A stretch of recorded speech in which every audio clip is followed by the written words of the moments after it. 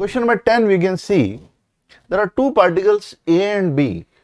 You have a particle A which has a charge 8 microcoulomb, and there is another particle B which has a charge 2 microcoulomb. They are respectively held fixed at a separation of 20 centimeter. So there may be a separation of 20 centimeter between them, but because both are positively charged, so they are going to move away from each other if there is nothing else to stop them. So it is cleared here, they are held fixed. Both of them are fixed. Question is, where a third charge particle be placed so that it does not experience an electric force?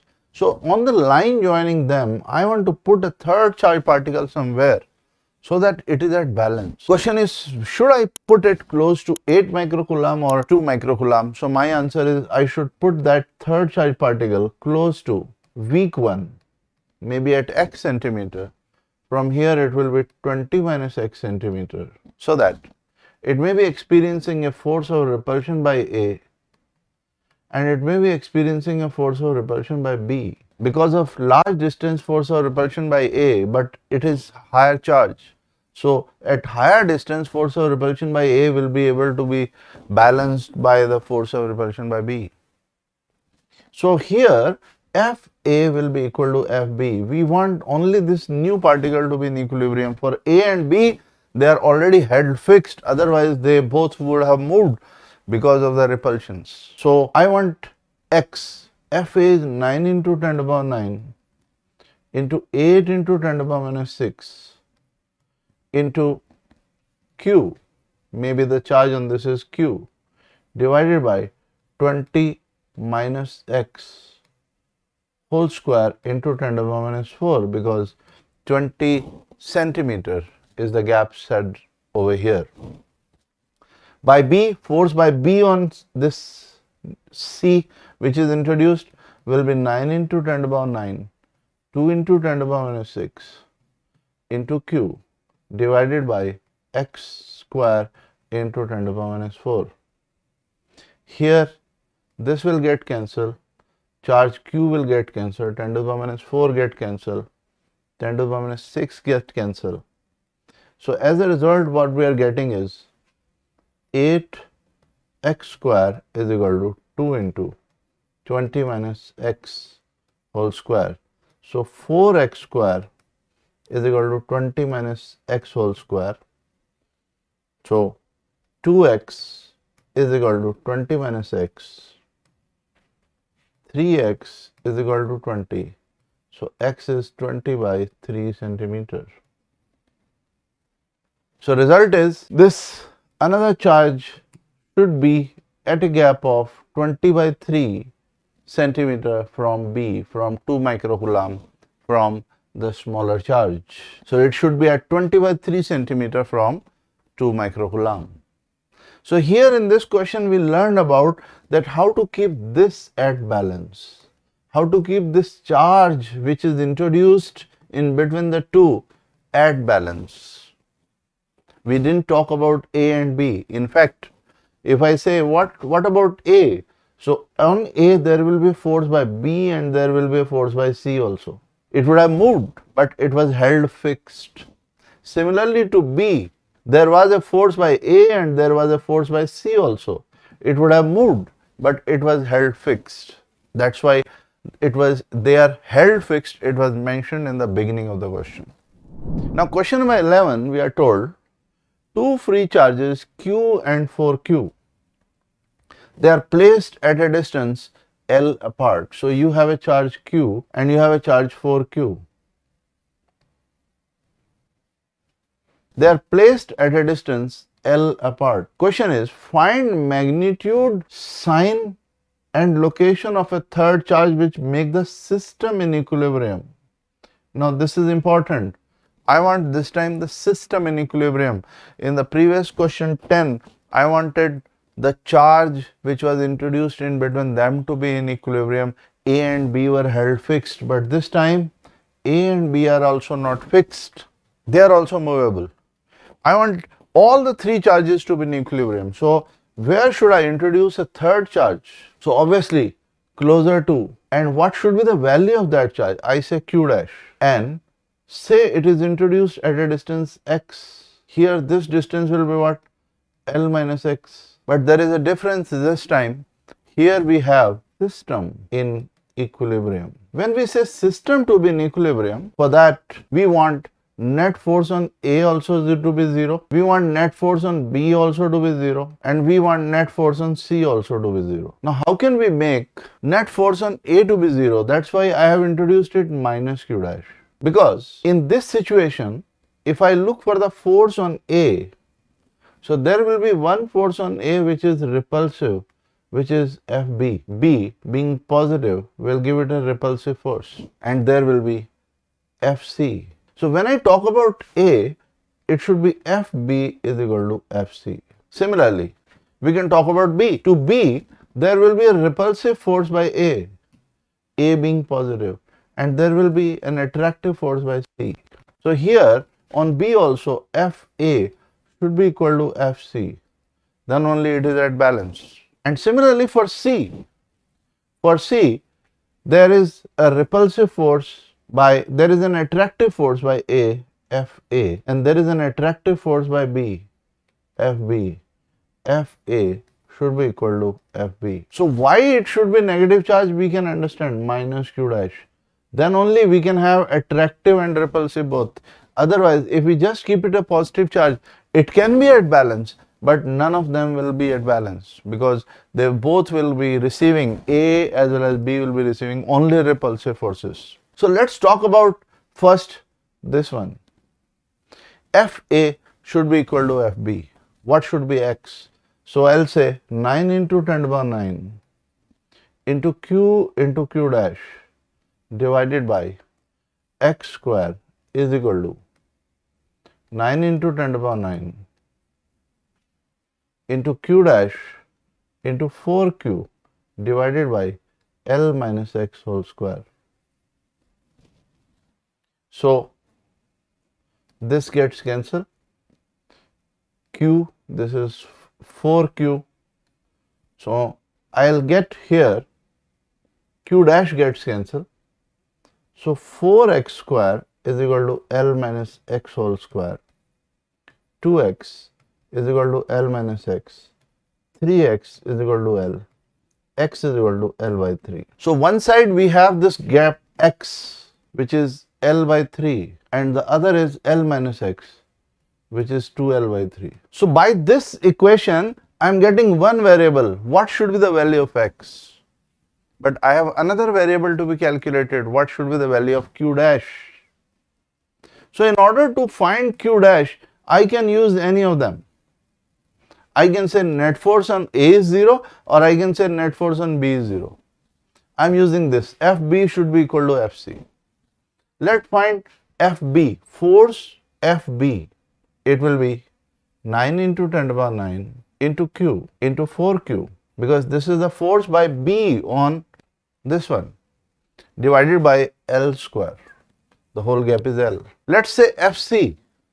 What about Fc? This is force between this one and this one. I am just removing all other things to avoid any confusion. So here, when I am talking of A, Fc, force by C, it will be 9 into 10 to the power 9 into q dash divided by L by 3 square. So here q gets cancelled, and we are getting 4q divided by L square is equal to 9q dash divided by L square. So q dash is 4q by 9, and at the same time it should be negative. So as a result, what we are getting here is that the value of x is L by 3. We were having two charges, one is q, one is 4q. We need to introduce a new charge. We introduce q dash, where the value of q dash will be 4q by 9, and this new charge should be placed at a distance L by 3 from this, and at a distance 2L by 3 from this. So x has come out to be L by 3 and q dash has come out to be minus 4q by 9. Why minus? Then only we can make A as well as B also in equilibrium. C can be equilibrium even with the positive value of it. So this question number 11, it talks about system to be in equilibrium, where question number 10 only talked about that middle charge to be in equilibrium. So I hope you could get this concept. Now this question number 12 is using an interesting concept of simple harmonic motion which you have studied in class 11, and now we are combining that concept of simple harmonic motion with the electrostatic force. Like, I'm just reminding what you studied in class 11. Just think of a simple pendulum. It has a string of length L, and that simple pendulum is displaced by, say, x by an angle theta. Now here at this position, what acts down is mg. Here the component which will act is mg sin theta, and the component which will act on this side is mg. This is mg cos theta, and the component which is here is mg sin theta, and there is a tension T. So tension T balance mg cos theta, and the restoring force which is acting towards mean position is minus mg sin theta. Why minus? Because it is towards the mean position. And there is a restoring acceleration which is then minus g sin theta. And for small angle, sin theta can be said as theta. So minus g theta, and theta is arc by radius. So x by L. And that's how you got the restoring acceleration. And then the standard equation of SHM was restoring acceleration is minus omega square x or minus omega square y or minus omega square theta. Comparing the two, you said yes, because they are similar kind of equation. Yes, proved it is simple harmonic motion. Omega square will be g by L and time period is 2 pi root L by g. So the concept which I want you to recall is that to prove that any motion is simple harmonic motion, you displace a bit from its equilibrium position, then look for the restoring force and restoring acceleration. If that restoring acceleration matches with the standard equation of restoring acceleration or standard equation of SHM, acceleration is minus omega square x, then you say yes, proved it is simple harmonic motion, and then by comparing you can get the time period or angular frequency. Now same way, question number 12 which we have, question number 12 says there are two identical positive charges q each are fixed at a distance 2a apart. So you have here two positive charges q and q, and they are fixed, they are held fixed, otherwise they would have moved on their own. They are held fixed at a distance 2a apart. A point charge minus q lies midway between them. So yes, if you keep this charge minus q in the center, there will be force by A, there will be force by B, and both are attractive, and this q is at balance. I need to prove if I move this minus q either in horizontal direction or in vertical direction, it will do simple harmonic motion. And when it will do simple harmonic motion, what will be the time period? So I hope you could get the concept. This minus q which is at the center is now say shifted in this vertical direction by x. In other situation, I may shift them by x in horizontal direction. So it is shifted by x in the vertical direction, say to a point C, and now here I need to prove it will be brought back, it will come back by itself, and it will do simple harmonic motion. So I say, okay, let me find what will be the new forces. So this minus q is shifted here, there will be two forces, one by A, Fa. There will be another force by B, Fb. Now this is distance A, this is distance x. If we say how much will be Fa or Fb, Fa or Fb will have a value 9 into 10 to the power 9 into q divided by root of x square plus a square whole square. So Fa and Fb will both have these values. But question is, what is the restoring force? So I can say, let me take this angle as theta. If this angle is theta, alternate angle is also theta here. Now this Fa and Fb will have two components. One is here going to be Fa cos theta, and another will be here Fb cos theta. These two components of Fa and Fb will cancel each other, because Fa is equal to Fb, theta is also same.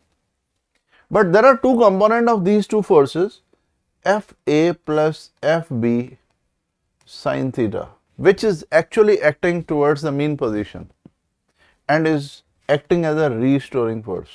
So the restoring force will be, because it is restoring, so I put this negative sign, will be 2f sin theta. Fa is equal to Fb is f. So this will be minus 2.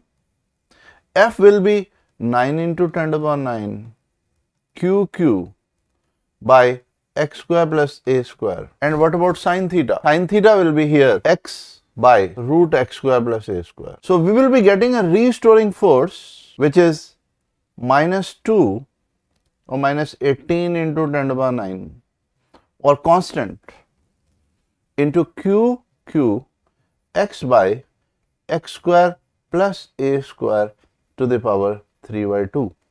So we are getting a restoring force which is, and here if I put a condition that x is very small as compared to a, because here it is not directly proportional to omega, directly proportional to x, it is constant into x by x square plus a square to the power 3 by 2. So here if I take x very small as compared to a, I can neglect this x as compared to a. So the restoring force which we are getting in this situation will be minus 18 into 10 to the power 9 QQ x by a cube, where the standard equation is ma restoring is minus omega square x. So if we compare this equation and this equation, here everything else is a constant except x and divide by m. So we compare the two, and as a result what we will get is restoring acceleration as minus 1 by 2 pi epsilon naught q x by a cube into m, and standard equation of restoring acceleration is minus omega square x.